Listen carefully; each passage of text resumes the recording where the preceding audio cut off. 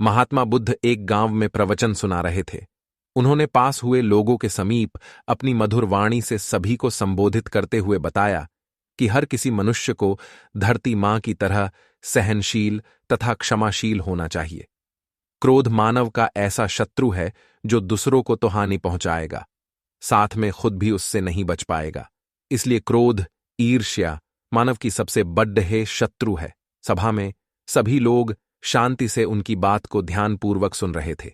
तभी वहां उस सभा में एक अतिक्रोधी व्यक्ति भी उपस्थित था। वह पहले तो उनकी बात सुनता रहा, फिर वह अचानक महात्मा जी से क्रोधित होकर बोला। बोलते समय उसका आंखें खून के सामान लाल हो रही थीं। उसने बोला कि तुम ढोंगी हो, यहां बैठकर लोगों को बेवकूफ बना रहे हो। ये जो भी तुम कुछ कह रहे हो ना, इसको सचमुच करना बहुत मुश्किल है, समझे? तुम्हारी इन बातों का कोई मतलब नहीं है। ये सब बातें कोई मायने नहीं रखती। असल जिंदगी में कहानी सुनाना बंद करो, धूर्त महात्मा, और जहां से आए हो वहीं चले जाओ। ऐसे कठोर वचन सुनकर भी महात्मा जी ने उस क्रोधी पुरुष का कोई विरोध नहीं किया और न ही उसकी बातों पर कोई भी प्रतिक्रिया दी। वह शांत रहे और अपना काम करते रहे, जिससे वह पुरुष और भी क्रोधित हो गया। उसकी समझ नहीं आया वह क्या करे। तब उस पुरुष ने महात्मा जी के मुंह पर थूक कर चला गया। अगले दिन जब उस व्यक्ति का क्रोध शांत हुआ और उसे अपनी गलती का पछतावा हुआ, तब वह आत्मग्लानि में जलने लगा और फिर उसने सोचा कि उस महात्मा से मुझे माफी मांगनी चाहिए। वह महात्मा जी की खोज में उसी स्थान पर गया जहां महात्मा जी कल प्रवचन दे रहे थे। तब उस पुरुष को महात्मा जी के शिष्यों ने उसे उनके पास जाने से रोका, लेकिन महात्मा जी ने अपने शिष्यों को आदेश दिया कि आने दे उस पुरुष को। तब वह पुरुष महात्मा जी के चरणों पर गिर गया। उनसे बोला, मुझे क्षमा कीजिए महाराज।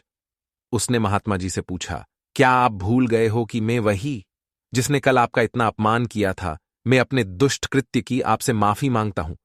तब महात्मा जी ने बड्ढे शालीनता से उस पुरुष से बोले कि कौन सी बात? तब उस पुरुष ने बड्ढी हैरानी से महात्मा जी की ओर देखा। महात्मा जी बोले कि मैं तो बीती बातें वहीं छोड़ आया, क्योंकि बीता हुआ कल कभी वापस लौटकर नहीं आता। इसलिए बीती हुए बातों की वजह से आज और अपना आने वाला कल नहीं बिगड़ना चाहिए।